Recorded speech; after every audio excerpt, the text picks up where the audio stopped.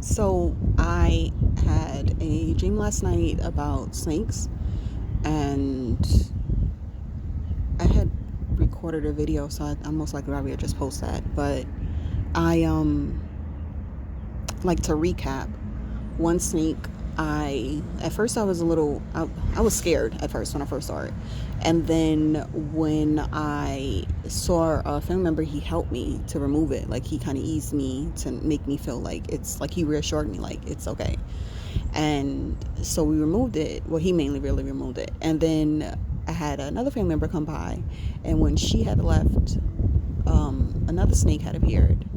And so then I was like, okay, I can do this. I can remove this one. At first, I was like, why are there so many snakes? But I said, let me just gotta remove it. So once I removed him, like I opened a door and and assured him like it's okay, go ahead, you can leave, and nobody's gonna do anything to you. And so he's slithering past my feet, and then he turns back like right when he gets like to the door. He turns back and he looks at me, and I look at him like, it's cool, you can leave, like nobody's gonna hurt you, like go ahead, it's all right, you're like almost out the door, like go ahead. And he bit me, and I looked at the back of my foot, like on my toe, and it was a little itty bitty, I don't want to say little itty bitty, but like there was a drop of blood come out. And I looked at my family member. I'm like, well, why would he bite me? Like, I'm helping him. And then I woke up or whatever. And my first reaction, of course, was to get ready to go for my walk, which I said I'm going to try to look and see what I can find about snake dreams and all this other stuff that goes along with it. And of course, it's transformation, deceitfulness, lies, uh, threatening situations occurring, all of the typical of what I thought the dream would be about. But then I came across some other stuff about in scripture how he stated that you look upon the bronze snake, and those who are bitten by that bronze snake shall live. And I was bitten by the snake. I mean, he wasn't technically bronze, but I'm thinking I have to find that scripture. I saw it on a blog, but I need to like literally find it. So I just thought that was really interesting because the further I went into the positive side of it, or I guess the non-fearful side of it, it showed a sense of a different characteristic traits that I didn't suspect that the snake would have. Like the fact that his venom is even used to heal people, those who have cancer, and I believe heart stroke or heart disease, other numerous accounts, and how just his skin alone is worth so much money.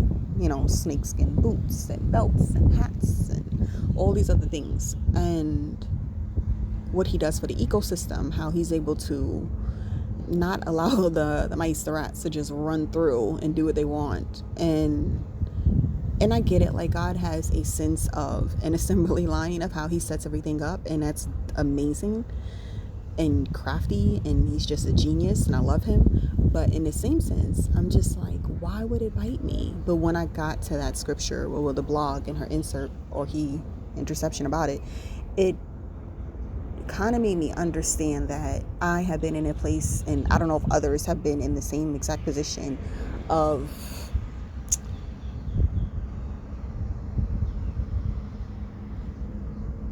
a standstill. Like I'm in movement, but I'm not in movement. Like it's like you want so much for yourself, and it's like you're over. It's like, I guess, like if you have a car and you're pressing down on an accelerator, but like somebody's holding the back of the car, so you're not going nowhere. You're just running your tires over and over and over and over and over again, and you're just going at top speed, but you're not moving. So, and I believe that is because I have been trying to place new wine in old wineskins. And I get it, like the transformation, letting go of the old in order to let in the new. Understanding that through God, through the Father, you are a new creature and you are a new specimen. And what you were doing before, you cannot do now. And even though I have not backpedaled to any of my sins, it's just been a need of trying to find a balance in this new energy that I don't really feel like I've been transformed. I don't even feel like I've been transformed into exactly what I'm supposed to be, but I can see like I can see something, like I can see it, as they would say, I can see the forest before the trees, so I know that something is coming, and I know that it is nothing but a blessing from the Father. But in the same sense, I believe that I've gotten so focused on my environment and trying so hard to manifest what I want and trying to make sure I stay in alignment with the Father and all of these different things, like all of these balls are trying to juggle everything in the sense of really not appreciating the fact that, like Daniel, you had to sit in that lion's den, like the three teenagers, you had to Wendigo, Shamak, and Albert. Please don't quote me on that. But the three teenage boys and how you had to sit in that fire.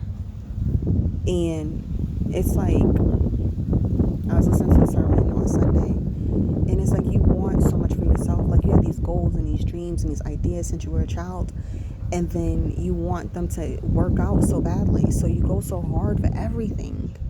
And it starts to become this feeling of resentment, not towards anyone around you, but towards yourself. Because then you're trying to understand, why is things not moving forward the way that I want them to? And then also in the sermon, he explained that it's really not up to you. And so when I think back to the dream, he looked back at me as in, not like I didn't feel any animosity or negativity coming from the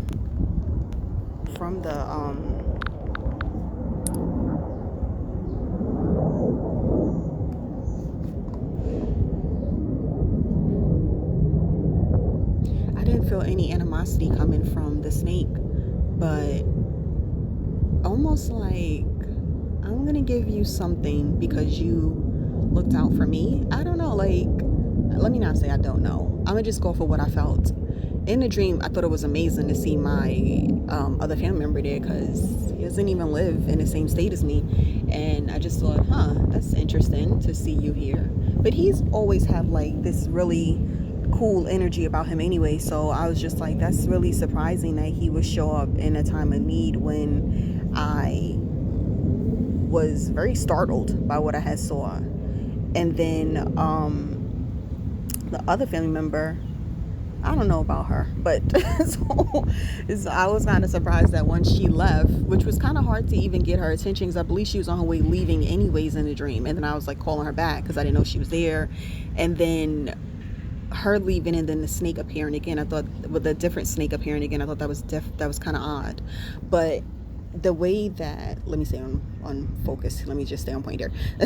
The way that the snake looked at me like, I see you.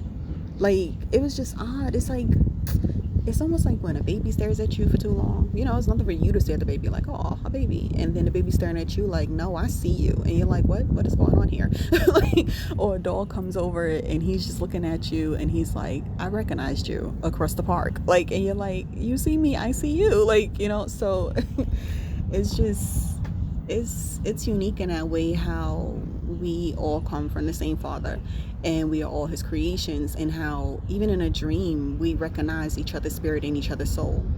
And not, maybe I shouldn't be so prejudiced towards snakes, because at first I was just like, oh my gosh, what is happening? Like, all I'm thinking is I gotta get out the house and go for a walk, and I gotta pray. Like, I don't understand why this is happening. But like I stated, to go further to look and see and understand, I just thought, that's really interesting. To, as if he was gifting me something. And then also, like I stated, and I gotta find that scripture, but when the blog spoke about being bitten by the snake, you will have life. And I don't feel like I've had, like, I feel like I've been going, but like to really enjoy it, no, I don't feel like I've been doing that. I feel like it's been a job every day I get up, and task everything that I have to like go after and create, and all these other things that are happening has been daunting. But in the same sense, I feel like I said to God in a prayer the other night, I feel like He wants me to sit still. And it's like so hard, but even when I think back to the sermon I listened to on Sunday, it's really not that hard because it's about faith and trust. And I remember I watched this, well, I didn't get to really fully see the video, but she was stating that God allows you to be in that soft girl era. And it's almost like you're so used to doing everything on your own and accomplishing things and making sure that everything that you set out on your list and all your goals come to fruition. And then now it's like God is like, no, I am the one that is extremely powerful. Like, I got this on so many different levels. Like, I'm already in the making of doing something that you won't even, like, just the best surprise ever. So it's really dope to see and experience. So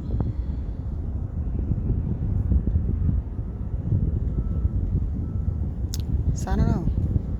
I feel like the snake was giving me a gift. Doom, doom, doom. This makes me think about like a new Marvel or DC comic movie. but yeah, like I'm like, what is this? Did I just like? And I woke up and I'm just like, wow.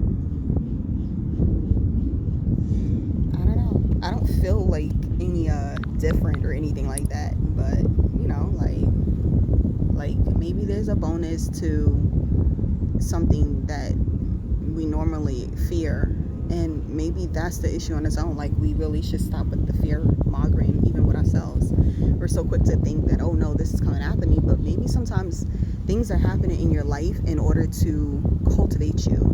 Like, every warrior, every boxer needs to get in the ring. He of course he can keep sparring as much as possible, but at the end of the day, like, he still needs to go and actually fight a fight. Like, he still needs to be in the ring fighting an actual fight.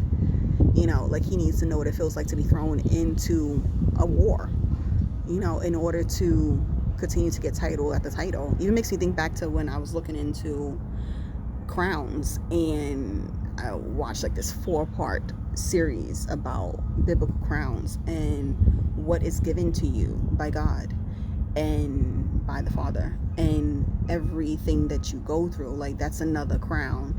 And and they say remove the diadem from his forehead. It's like, I get it now. Like, it may not be a physical crown, but it's a crown that is placed within you, like within your spirit. With it's, of course, it's on top of your head, but it's makes me also think back in the terms of a halo. So I don't know, but perhaps that's the point of it. Like, when you look at a boxer and his belt, or you look at all the gold medals, like the best of the best, you have to keep going in order to receive what he is giving you.